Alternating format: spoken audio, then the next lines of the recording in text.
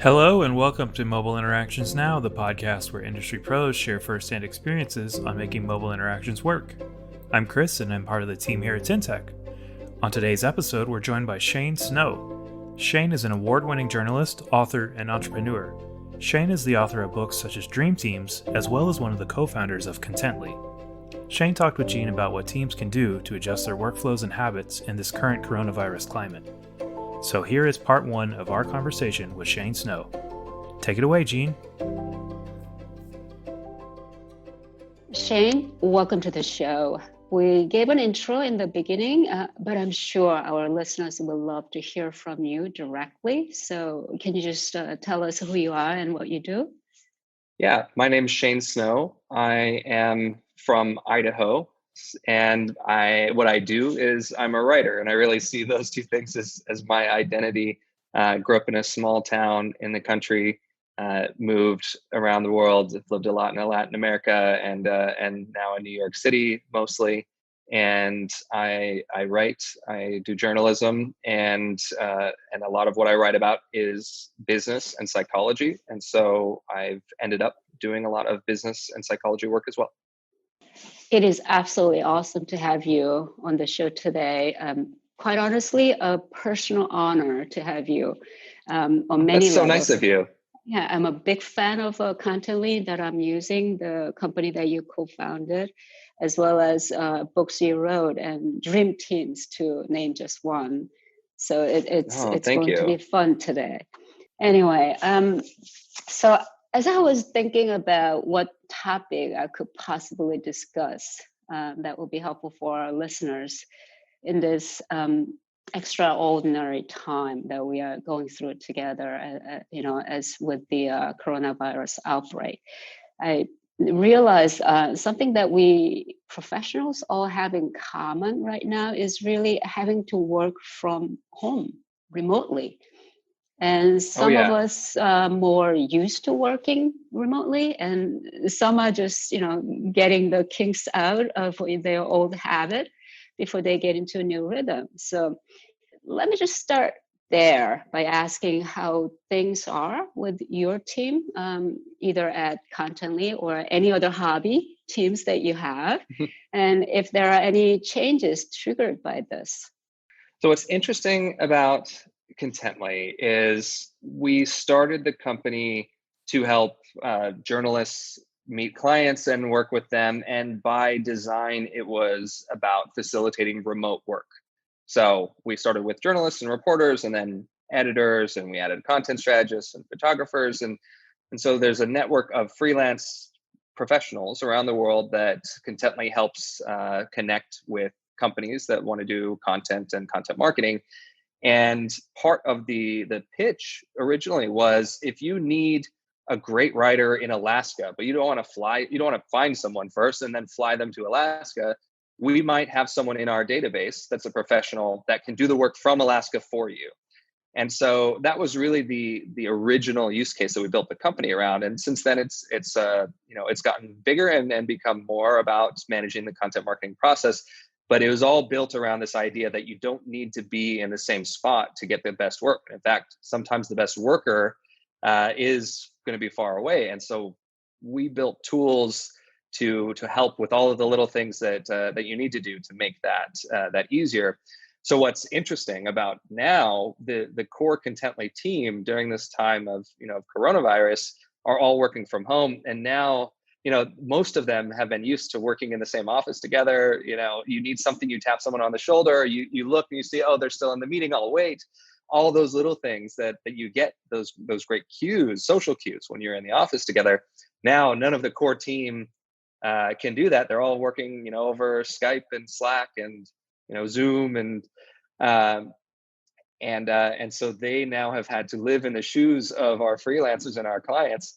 The good news is a lot, all the last 10 years of working Contently has made it a very easy transition for our staff. But there is a component that now I think a lot of the team has a lot more empathy for, which is, if you're working from home, even if you're not in a quarantine, it can be very isolating. It can it can be hard to not get depressed or burnt out, to not work too much, right? If you're working from your kitchen table, then your life and your meals and your work and your family and everything is all in one spot. And so there's extra things that you need to do in order to keep sane, keep productive. And so that, I think, is giving the team a little extra dose of empathy for all of these freelancers that we've been helping out over the years, that, oh, it's not just about making work easy and helping people get work.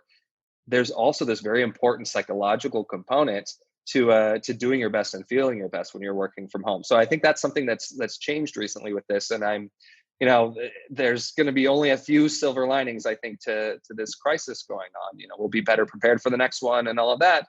There's a lot of sadness going on, but one of those silver linings, I think, is increased empathy for those who do work with remote workers. And I think hopefully we'll find that it's going to be a lot easier for people for bosses to be okay with their teammates working from home in the future. When this is all over, hopefully it's not too long, but if someone needs to work from home because their kid's sick, we are now getting used to being able to do this. And I think there will be more comfort around that. So I'm glad for that. It's really interesting you talking about the cultural changes that is happening surrounding this whole remote work situation. And I think it's really important to really look at it, because that is really what's new. It's not really just remote working.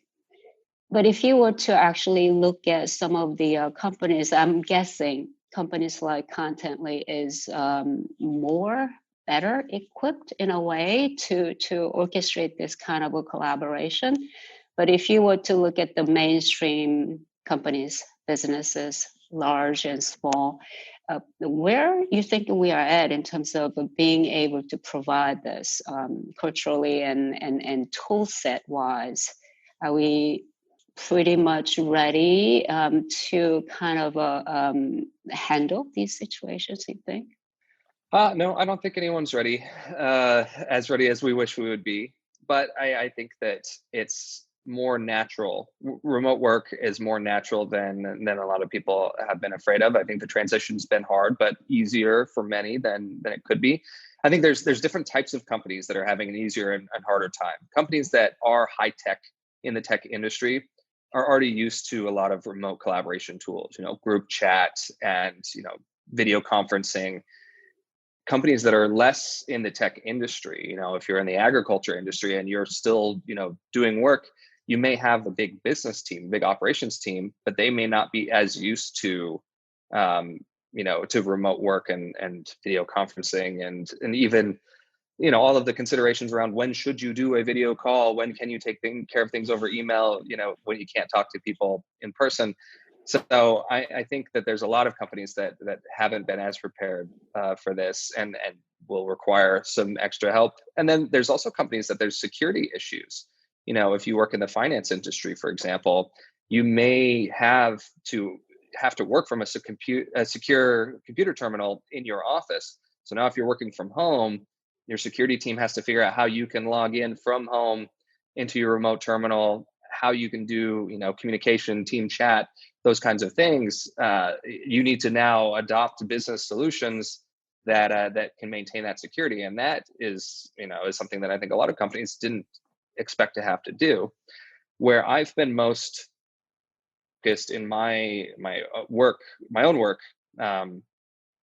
since the start of the start of last year, start of 2019. As I'm now a board member at Contently, I'm no longer involved in the day-to-day operations. The office is around the corner, so normally I go in all the time. But my work is focusing primarily on business and psychology journalism, and then online training programs around things like teamwork and innovation skills. And I had been putting together with my team an online training course for managers and leaders, specifically for things like managing remote teams, managing programmers if you're not a technical person, those kinds of things. So we actually just took the remote work part of our training course and released it to help some of these companies that aren't as well versed in best practices and just good solutions for remote work. And what we've seen with the people who have taken this course is that it's not, for most companies, it's not for lack of technology that gets in the way of doing a good job with remote work. Very few companies are in that camp of the security tech stuff is getting in the way of them being able to log in or do anything. Most of the companies that are having a hard time, it's more of the social part of, as a manager, how much should I be checking in on people? How do I check in on people? As someone who's working from my living room, how do I make sure that I'm not being overwhelmed by communication? How do I manage the relationships with my clients when, I can't, go and see them? When's a phone call appropriate? Those kinds of things end up being the things that are tougher for people. And then, of course, there are tech things that you can do to make things much, much easier on yourself. But most people are having a harder time with those social details of just like, I need to solve a problem. I'd normally get a group of people in a room together. How do I do this? How do I coordinate it? Do we just do a video call, but we can't hear everyone because 10 people on a video call is crazy. So that's the part that I think is the hardest transition right now for most companies. Those boundaries, like what is proper, what passes as a good practice for certain topics and certain situations. I think there's such a human factor. But I think we constantly run into this. After all, we're human using tools and getting that first part. So, I mean, for communications platforms, businesses like my company, Tintech is in, we are start seeing increased spike use cases of two-factor authentications and for access management, all those things. So I think what you're talking about, companies start making decisions, how to let people work and access certain services that are within the walls of corporation, and all those things are happening. But there's a constant balance between the security and level of access you want to provide. So if you get into that Zen mode a little bit, and because sometimes you could be like making point decisions. Okay, so and so is in this functionality, approve access for certain things. Is there like a nice balance how to think about this in terms of the teamwork, the access versus security, some kind of guiding way of approaching this? Because it is a hard decision. We get into fight all the time, even at my workplace. So I think there's a couple of underlying principles. Every company is different, but a couple of underlying principles that should guide the decision-making around that kind of question that you're talking about. And you said one of them is boundaries. Boundaries are super important for our sanity and for our productivity. And you need to, when you're working as a remote team, you need to get more clear on what those boundaries are so that people can do the work they're meant to do, so that people don't do things that they shouldn't be doing. And so part of it is getting very clear on when, approvals, security, all of that are needed, when it's appropriate to contact people in certain ways. I can talk about that later. There's a lot about boundaries just around communication and sanity, but from a security standpoint and just getting work done standpoint, the other underlying principle is that everything revolves around trust. In a team, everything revolves around trust. And we often default with someone who you don't know, we often default to, you have to prove that you're trustworthy before I will trust you with information, with access, that sort of thing. And the same thing kind of happens when you go from working together in the office to not seeing each other and working remotely, that there ends up being this, you have to prove that I can trust you to do this from home, whether we're talking about, working all your hours and not just watching YouTube or doing the laundry while you're on the clock, all the way to doing the right things for the company. I can trust you to do this when there's no one, there to potentially look over your shoulder. And the thing is about the laziness thing, the are you working? Are you doing a good job? The kind of person that is going to be lazy and be on the clock and not do the work that they're supposed to do is going to find a way to do that in the office. Yeah, there was a study a few years ago that at JCPenney headquarters, something like 35% of the company bandwidth was being taken up by YouTube of people at the office, it's kind of surprising, but really not that surprising. I was told a story by someone that we interviewed for this remote work course of an employee who would put on a podcast in their headphones and then open up a crazy spreadsheet and just type like they were doing something crazy and just listen to podcasts all day and act like they were super busy. And in the office, you're like, wow, they are so productive. So just because you can't see each other doesn't mean that human nature has changed. And most people that you have gone through the trouble to hire and to work with and that you respect are going to be worthy of that trust. And so I think, especially in a time like now, where everything is a crisis and we have to, use duct tape in some cases to make business still work, adding an extra layer of trust of I trust you until you betray that trust, rather than you have to earn that trust. I think starting from that place with our teammates goes a long way. And from a brain science standpoint, showing someone trust actually creates a mirror effect of where they are more likely to trust you if you have trusted them first. And a lot of managers and leaders, they wait for you to do that with them. You trust, the employee trusts you as the boss, and the employee shows that they're worthy of trust. But if as the manager, if you flip that, you say, I'm going to trust you. I'm not going to breathe down your neck because I know you're working from home, but I trust you, and I'm going to trust you to do the right thing, to log in right, to do the security procedures, whatever. Here's the guidelines, but I'm going to leave this accountability on you. That will create a trust relationship in most cases. Now, if you're working with people that you can't trust and you know that, then now is the time to work on that problem. But for the most part, starting with a trust first and get trust back standpoint, I think is really key. It's a very fundamental, approach as an organization. You have to start really embracing, and I think it's such a nurturing process in a way, because it doesn't, you don't push that button. There's no such button to do that. So I mean, and then sometimes I go into this tech-minded people where their default set is zero trust. So build a system that that is not even a question first. So I think there's just philosophical difference that we as a human being had to decide. But right now, in addition to that cultural, so the organization has certain existing cultural mode, that how much trust I can put. But it looks like what we are experiencing right now is a scalability issue as well. So if you're letting not many system is built to get everybody access at the same time like this. Yeah. So I think there needs to be, and I'm assuming companies, like Contently, because you guys are mostly platform based.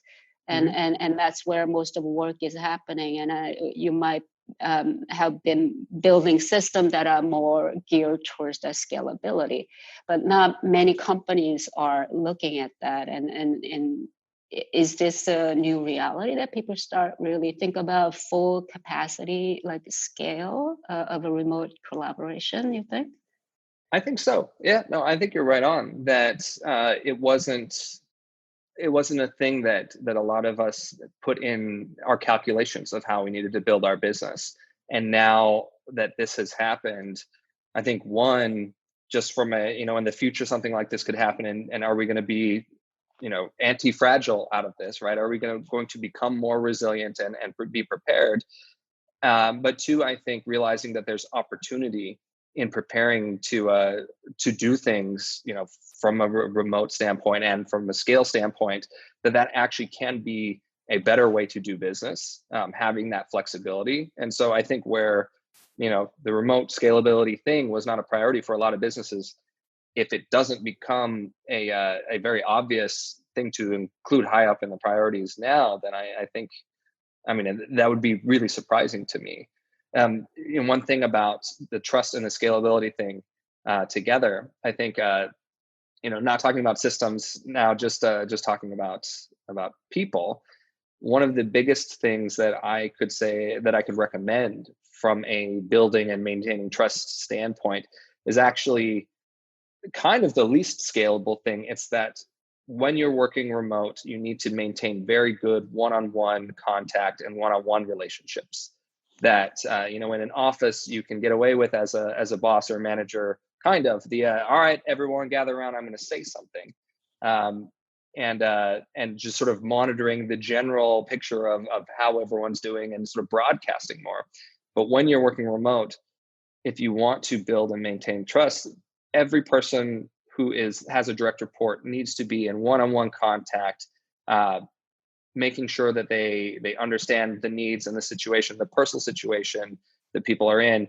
That is less scalable than sort of this broadcast, like the CEO says, like, here's what's going on.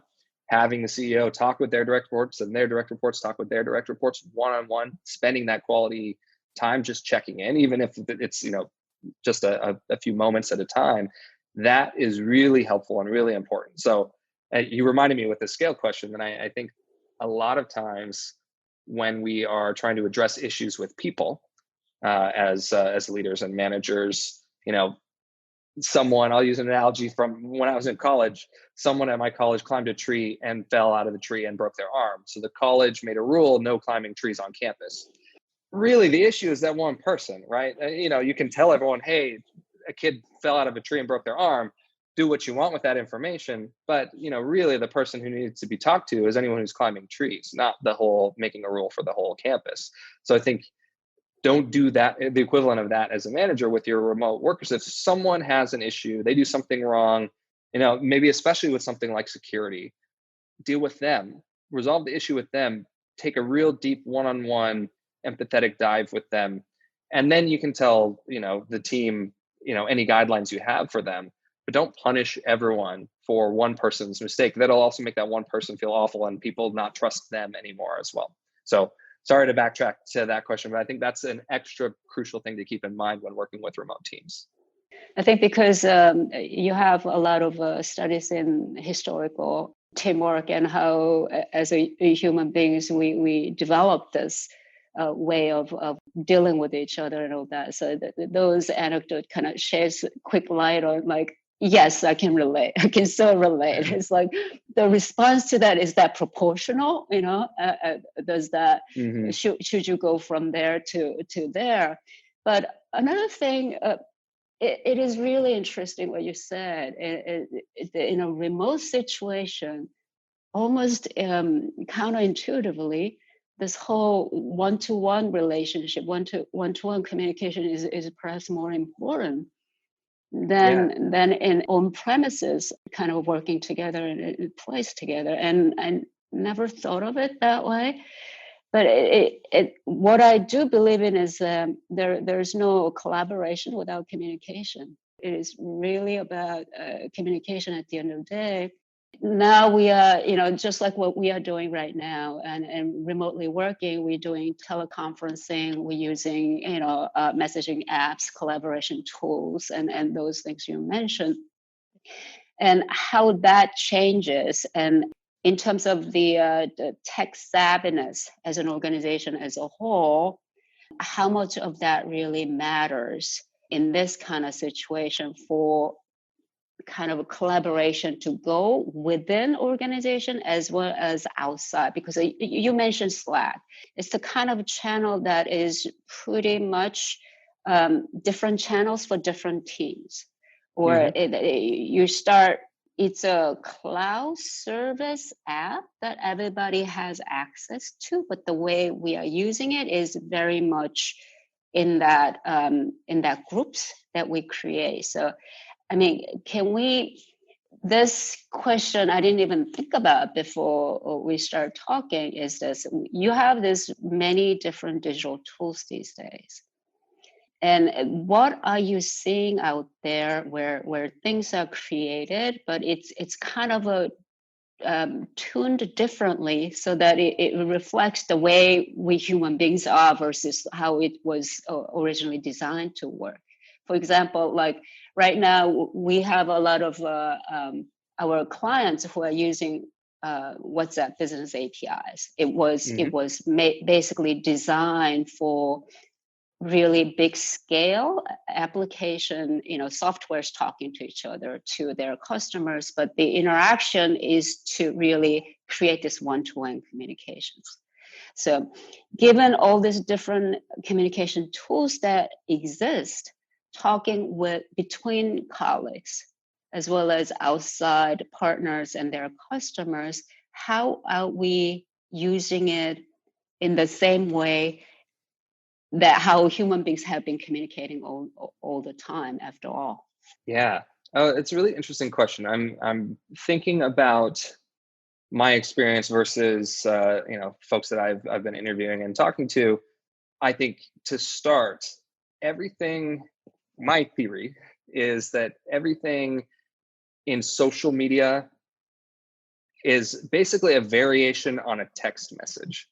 What I mean by that is via SMS, you can send short texts of letters and numbers and emojis, and you can send pictures and you can send videos. And if you think about Twitter is basically broadcasting those things, short texts and pictures and videos. Facebook is basically doing that. And then when you get into, Instagram is mostly just pictures. When you get into like business social apps, it's basically that same thing, but with different configurations of groups and teams. So, Slack, you're sending short text messages and pictures and videos. Microsoft Teams, which is a tool that I really love, you're doing all those same things too.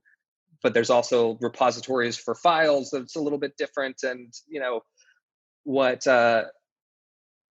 I've seen is that WhatsApp, in particular, for most of the people that I text personally, we have WhatsApp groups for different configurations of friends, and I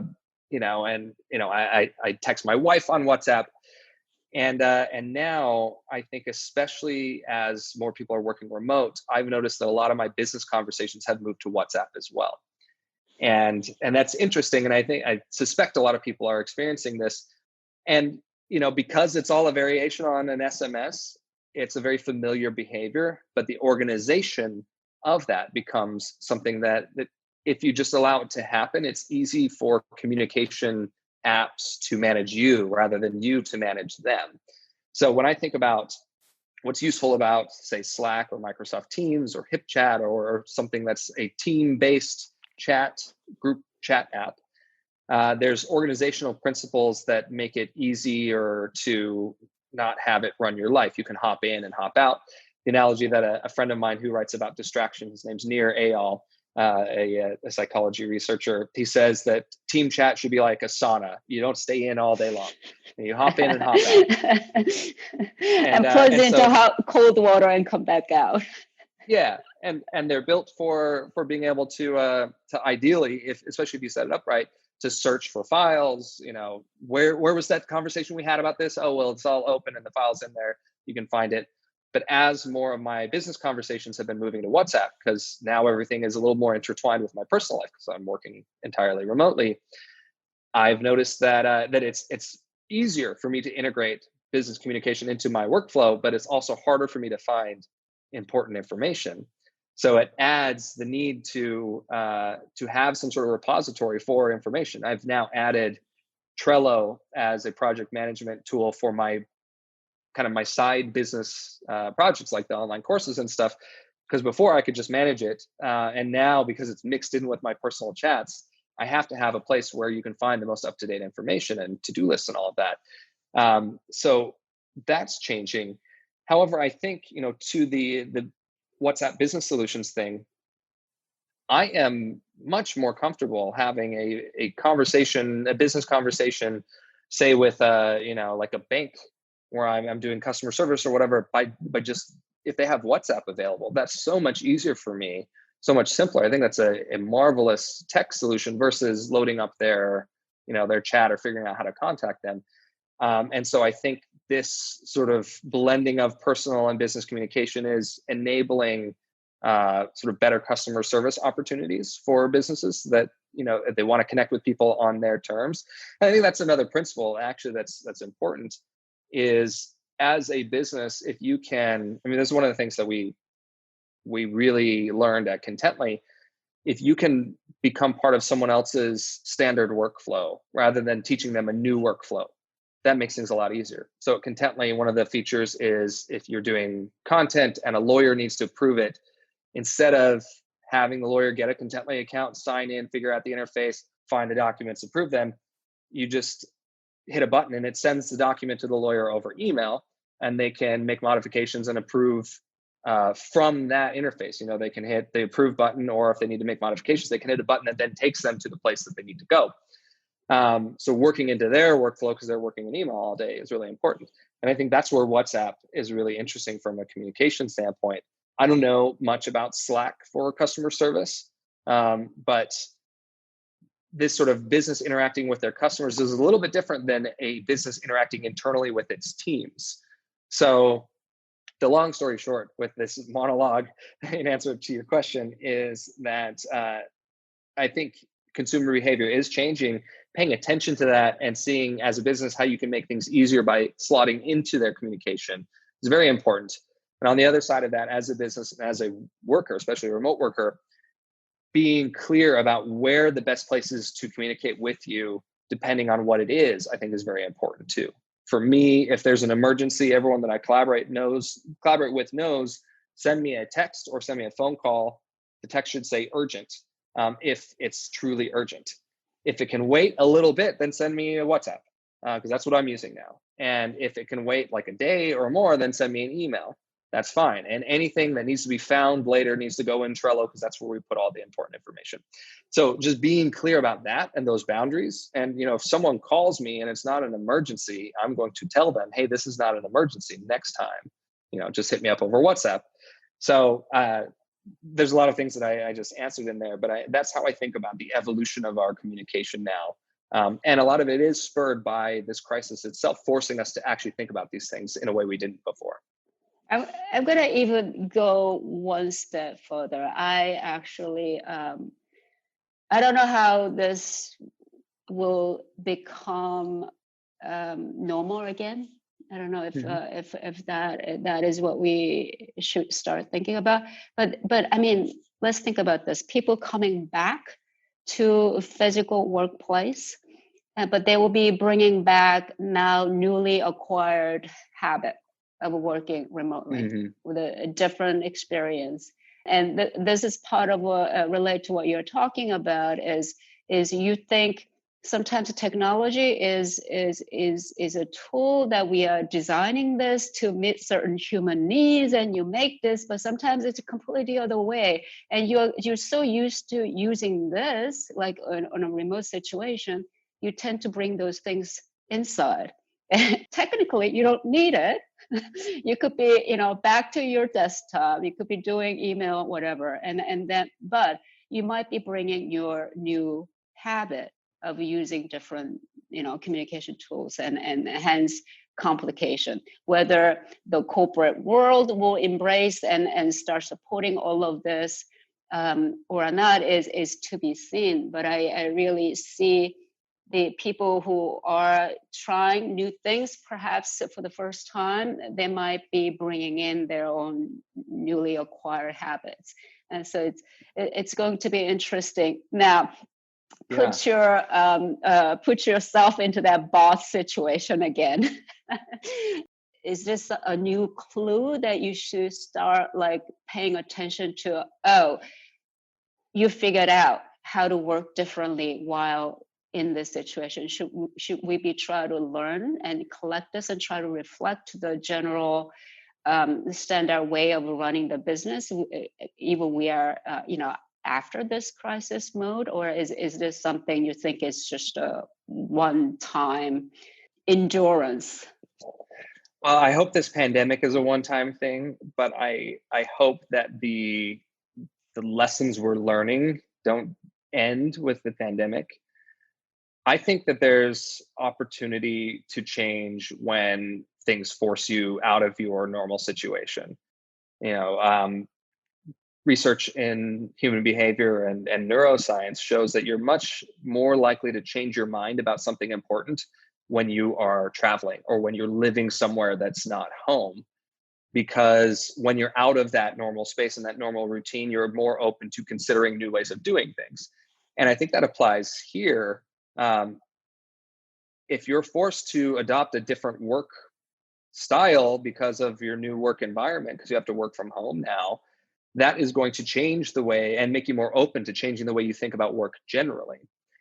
So here's an example. I think a lot of people are figuring out that you can get the things that you need to accomplish without as many meetings. And so hopefully when we go back to work, we won't call a meeting just to ask a question. We won't call a meeting so that we can put off thinking about something because we've learned that you can do things a little bit differently. So we default to meetings for all sorts of reasons when we're in the office. Now it's more of a pain to arrange a meeting and it's kind of a drag, especially a big, large person meeting. And so we're figuring out ways to get around that and still get work done. Hopefully that's going to stick, so we don't waste as much time and effort, and we can, I guess, be more thoughtful about, when we need to meet face to face with the group, it's going to be for a really good reason. And when it can be more efficient, we can, use that team chat instead. I hope that sticks. One of the things that I'm hoping people learn is that we're all different. Our work styles are very different. Now, when we're working from different places, we're all working from home. That's even more apparent because there's a geographic and, a space issue as well. But if you figure out how you work best on your own, you think the most clearly in the morning, you're able to get in a flow, only if you have quiet or if you have music, or, the afternoon is when you can do really good heads down work. Or maybe the afternoon is when you really should not be making big decisions because that's just, not how you're wired. You figure that out and you can kind of work that way when you're working from home. And you figure out what are the best ways to communicate with you that can help them to work better with you too. So I think as a manager, this hopefully will be a bit of a forcing function to figure out when is the best time for me to have a hard conversation with Gene. When, how does Shane manage his to-do list, and how can I present this thing that I need him to do in a way that's going to help him out rather than treating everyone the same. Kind of like, parents that have multiple kids know that how you get a kid to do chores is going to be different than how you get the other kid to do chores, or how discipline that works with one kid will not work with another. Not to say we should treat our teammates like kids, if you're a boss, but that customization to personality and work style hopefully will stick. I think as a manager, for me, I'm being more mindful of that, and hopefully a lot of bosses will go back to the office after this is all over and say, oh, I figured out that that Shane needs to approach this way with certain things, or I figured out that the best way to communicate with these people is going to be like this. And taking a little bit extra effort, but realizing it's not that much extra effort because we've gotten used to it through this time when we've had to be really flexible. So yeah, that's the summary, I think, is the forcing yourself to be flexible makes you realize that you can be more flexible and that there's advantages to that. I totally agree with many of you, what you just said. And I think that the whole parental analogy is actually becoming real for many people right now, because kids being at home, you have to switch the mode here. Okay. You're talking to the kids and try not to bring that tone of a voice and working with your colleague. And I'm like, whoa, I'm sorry. I was in the kindergarten mode. You have to just kind of snap out of it. Yeah, hopefully your colleagues have a little more empathy for you because of that too. They realize you're human. You have a family, right? Like I was just at a call with my accountant the other day, and she's a grandmother, and she's like, her grandkids are staying with her. And they kept on barging in and interrupting. And she's like, oh my God, I'm so sorry. And I was like, you know what? Like maybe normally your clients would be like, this is so unprofessional. But right now it's like, oh wait, we're all human. We're all have these things. And it made me feel like I care more about her, seeing that she has this personal stuff she's going through too. So absolutely. The awareness and empathy, I am totally with that. Thank you again to Shane Snow for joining us today. Don't forget to tune in to our next episode for the conclusion of our conversation with Shane.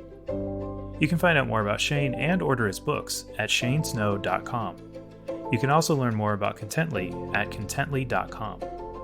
To find out more about Gene and Tentech, visit tentech.com. Make sure to search for Mobile Interactions Now in Apple Podcasts, Google Play, Stitcher, or anywhere else podcasts are found, and click subscribe so you don't miss any future episodes. On behalf of the team here at Tentech, thanks for listening.